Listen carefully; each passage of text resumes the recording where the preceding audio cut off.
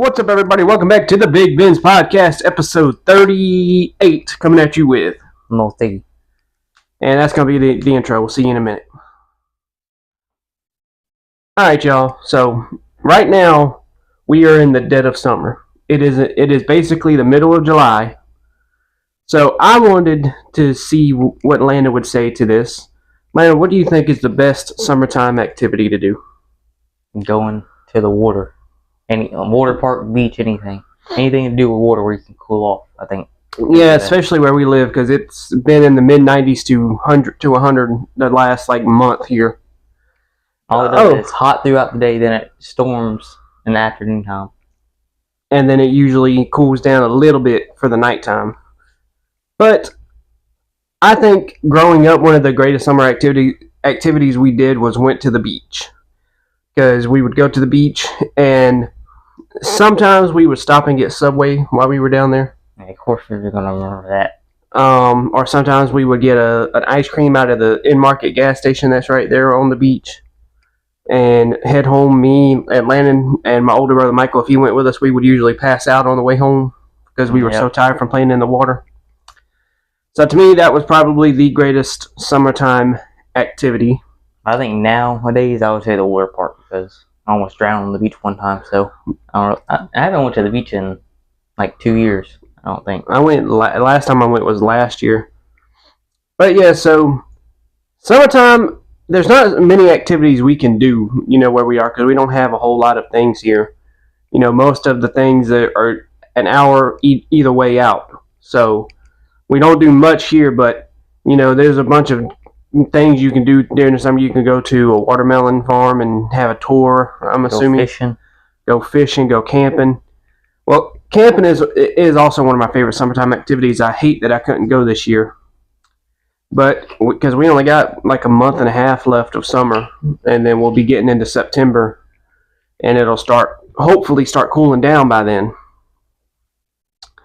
But with that being said, let us know down in the comment section down below what you think is the greatest summertime activity.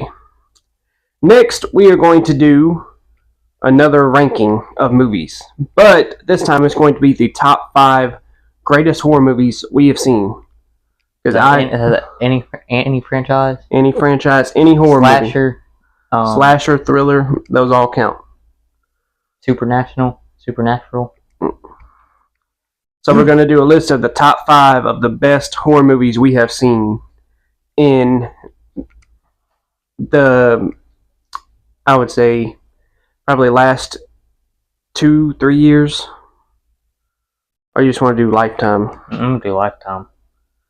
Alright, I'll start. At number 5 is The Final. I'll put a picture of it up right here. The Final is a very gruesome movie.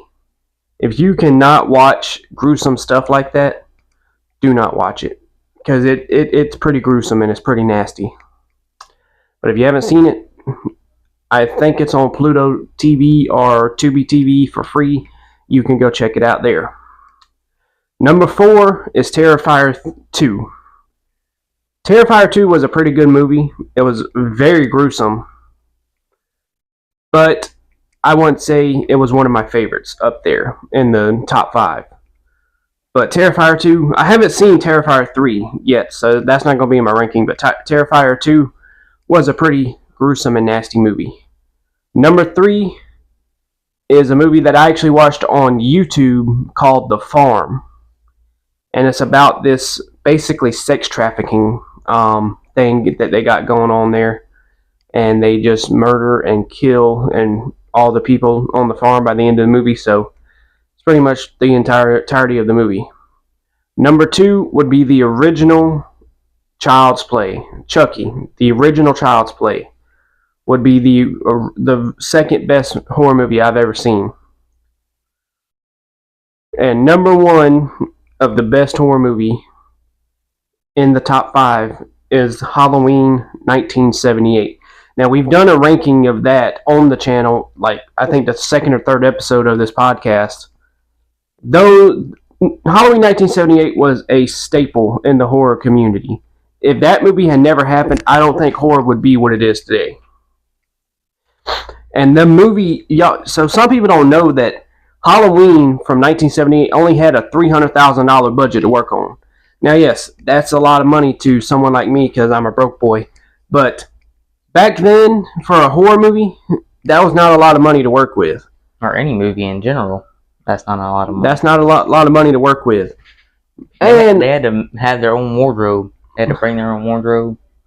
And Donald Pleasance, who played Dr. Loomis in that movie, said he would not do the movie for any less than $20,000. So they had to cough up another 20 grand to pay him for his part of the movie. Actually, Jamie Lee Curtis, who played Laurie, pretty much other than Michael, Laurie Strode is the main character. Jamie Lee Curtis received no money from that movie. She just got recognition as that being her first movie. And I've heard the only reason she got that part was because her mother played in a very noticeable horror movie called Psycho. You know the scene that's like recreated in a bunch of movies where the woman's taking a shower and someone comes in with a knife? That's from Psycho. And that was Jamie Lee Curtis's mother who played in that movie. But yeah, so Halloween 1978, it did amazing when they released it. It went from being worth $320,000 to being worth millions within the first year of them having it put out. And then Michael grew into the killer that everyone knows today. And then we had to get that last terrible movie. Yeah, Halloween Ends was the worst movie. Franchise. But Len, take it away. My fifth is Halloween 1978. This is my fifth favorite horror movie. Again, it's a classic movie, like Benjamin said. It really what put horror on the map. I mean, there were good movies before this, but this one really put people into horror, and I think added a fan base. But yeah, I think in this movie though, I think you can definitely tell it's a budgeted movie though. But it's a classic movie. I watch it every Halloween. So, but number 4 is Child's Play. It's the only Chucky movie I've ever watched, and it's a really good movie. I like how this dude like turns into a doll and then just goes on a menacing run. Well, he doesn't turn into a doll; he possesses the doll. He turned in the same thing, dude. Possessing and turning into is two different things. Yes, it is. Okay, thank you for agreeing with me. I mean, no, it's not. It's the same thing, bro. No, it's not. Alright, whatever, bro. But Child's Play, a good movie.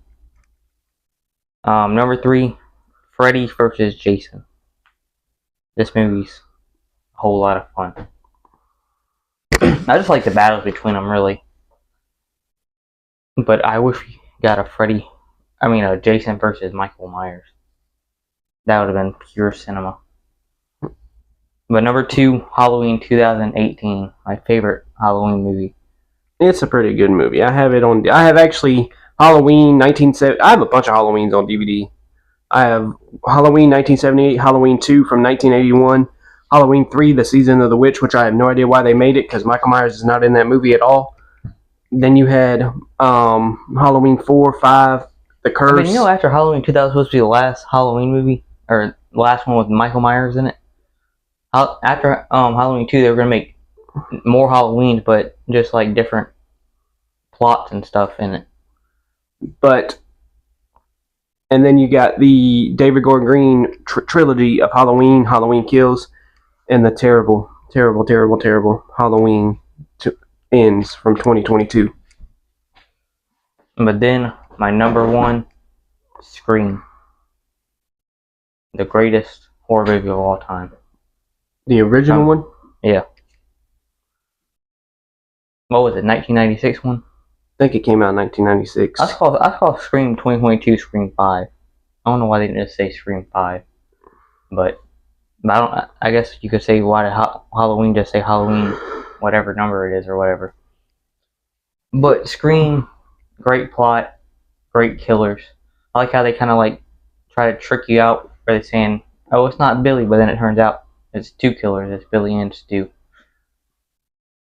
But that is my top 5 horror movies. My mom and dad are gonna be so mad. Matthew Leonard was the MVP of that movie. Funniest line in the entire. I think, because Matthew Lillard is asked about Scream all the time because I think that was one of the very first movies that actually put him out there into Hollywood as one of the actors that people wanted. And then he went on to play Scooby Doo. Well, not Scooby Doo. He went in to play in Scooby Doo as Shaggy. But I know he said one of his lines were improvised during that scene. I don't know if it was that one, or I think he said when he got hit with the phone. Oh, that wasn't supposed to happen? Billy, Skeet, who plays Billy, wasn't supposed to hit him with the phone. You hit me with the phone, you did. But yeah, so that's the top 5. I'm gonna have to go in and put pictures up during the editing process, but that's okay because I did it for yesterday's video, which is coming out probably around 6, 7 Eastern time tonight. Well, I don't know why I'm saying that because y'all won't see this one till Sunday. So just scratch that. But with that being said, let's get on to the rest of the video. Alright, Ben. I was talking about earlier how I wanted a Michael Myers versus Jason Voorhees movie. But if that movie were to ever come, who do you think would win that and why? That's actually a very tough decision because both of them have been through a lot in their movies and they have not They're really yet. non-killable because Rick and Michael had to go through get diced up, and then Jason's just immortal. But I think in that sense, I think Michael Myers would win. Because Michael Myers has been stabbed, he's been shot 6 times. He's been... Dude, Jason's been through it too, though. Yeah, but I think... Dude literally came back to life. Plenty of times. Well... That would be a very good fight, though. If that were to happen. Hollywood, I need you to make that happen. I had to reposition Michael Myers is dead, so... Okay, and they're talking about... They're talking about 2 new Halloweens that are supposed to come out this year. Halloween Aftermath and Halloween... It's in something. And the other one is going to bring back Michael Myers, but in a more psychological way than the past movies. They could have a damn Michael versus Chucky, and that'd be better than Halloween Ends. Yeah. That would be like 5 minutes, so Michael would easily cut bro up. Michael would just grab Chucky and go, done. If they were to have a rematch, Freddy and Jason, who do you think would get the hand that time? Freddy. Freddy would beat him every time they would fight. But Freddy didn't beat him in the first one. I mean, Jason, I meant. That's what I meant. Jason beat Freddy's ass in the first one. Well, I wouldn't really say that. The only thing Freddy did in that movie was tell Michael about his mama. You mean Jason? Yeah. Keep getting their names mixed up. Jason, Freddy is a savage in a lot of his movies, especially Freddy vs. Jason. Oh, what's wrong, mommy's boy? You afraid of a little water? I think he says that. It's been a minute since I've seen Freddy vs. Jason. I think that movie was kind of a surprise when it came out, because I'm pretty sure people heard about it in online and stuff, and they said, "Oh, that ain't gonna happen." Who would release a movie about two way different serial killers coming together to fight one another, and how are they going to meet to fight one another? But they made it, and it became a hit amongst the Freddy fans and the Jason fans. I'm a Michael Myers fan all the way, so but I mean, I'll watch the other guys' movies, but Michael Myers is my favorite. As you can see, I bought something of Michael Myers the other day. And he's up here with the rest of... See, I've got a Chucky and a Tiffany down here also.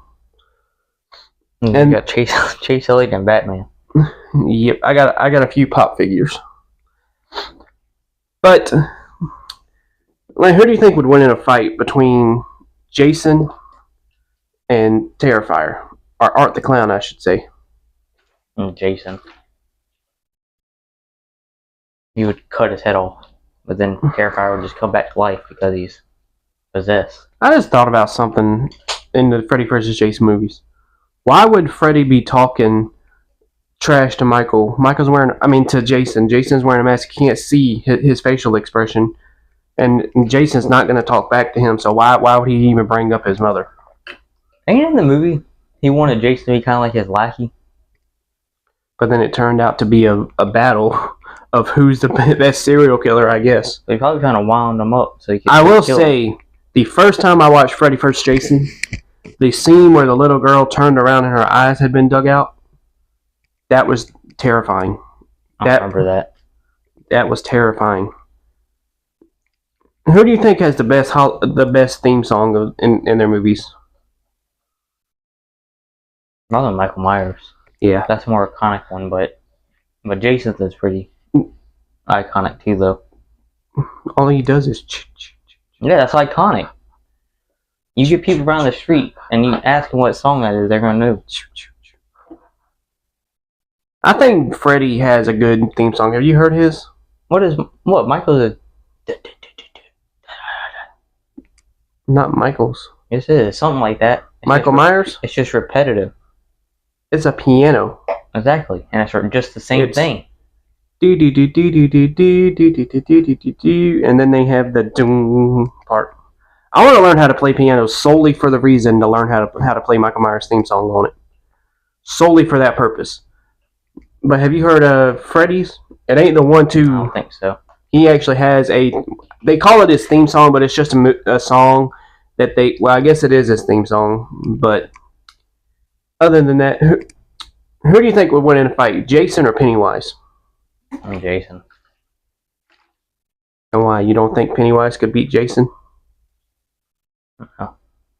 Why? I don't know, because Pennywise is just like basically kind of like how Freddy is, where he'll like trick with your mind, but he's not all that.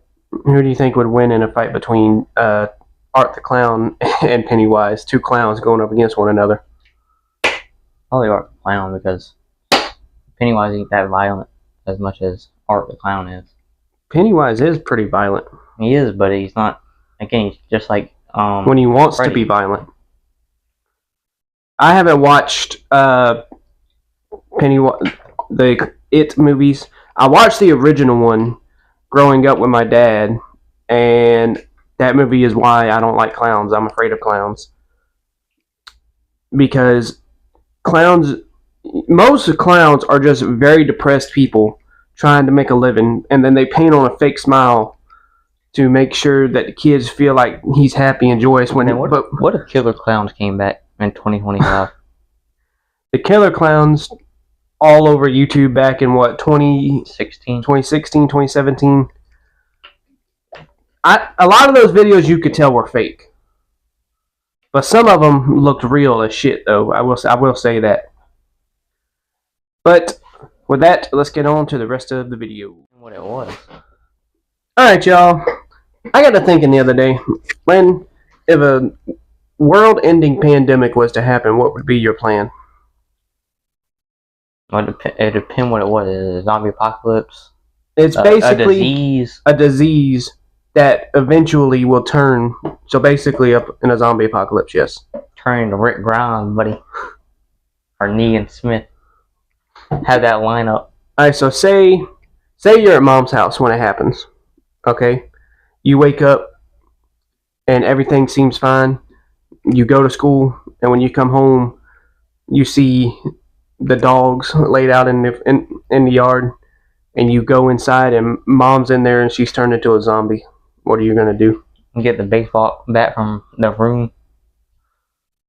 Or actually, I would probably, you know, in The Walking Dead, when they like cut the chins off for the zombies and the hands and stuff so they can't bite them. That's what I would do with mom.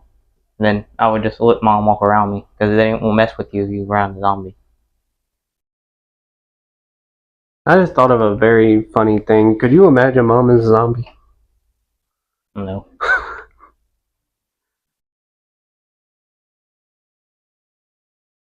I cannot imagine mom as a zombie. It just makes me laugh. Alright, but so say you do that to mom. Would you live in the house still? Would you barricade the house up? I don't know. I'd probably try to find a bigger house and one more like secure than what mom's house is. So you would go steal someone else's house. What if that person hadn't turned into a zombie yet? Then I would try to help them. Then I would turn into Negan Smith and hit them with a bat when they're looking and take over. It's just about survival. There's no more good or bad people in this world. Alright, what would be your first plan after you've taken over the new house? First, I'll go get supplies like food, water, toilet paper, and then barricade the house up. And I get weapons as well. So you're going to get enough food, water, and toilet paper to last you? No, I'm just saying, have to go on supply runs, but just enough for like a week or two. Alright, we are 2 weeks into the apocalypse. Everyone has turned into a zombie. You're the only survivor left. And you've heard that there is a survivor camp up north about... You just said I'm the only survivor. I'm talking about in your state. Oh. And there's a survivor camp that's up in North Carolina. Would you go or would you stay? You go. How would you get there? Kill off the zombies. Find supplies on the way. My plan of defense would try to find a working car. Because zombie apocalypses and stuff like that, the shows and the movies make it to where all the cars don't work. What happened to the cars? Did they all just die after people stopped, living and they were zombies after that? Well, it would depend how long after the zombie apocalypse it is, because then the car would not be working because it hasn't been run for so long. I don't like you today, bro. He keeps killing my arguments. We were going to do a topic earlier where I said doctors have too much authority, and tell him what you said. Because tell what you thought your logic behind it was. My logic is that doctors literally have access to drugs that can temporarily paralyze people to where they can't do anything. And if one doctor was to go rogue and want to hurt people, he could very easily access that. I told Benjamin that's like a chef putting pills in their customers' food and then everybody getting sick or something from it. But see, that's different. No, it's not. I think that a doctor should have to go... They have a lot of authority when making your food. I think a doctor... They could put wrong food in your body and you could die from it.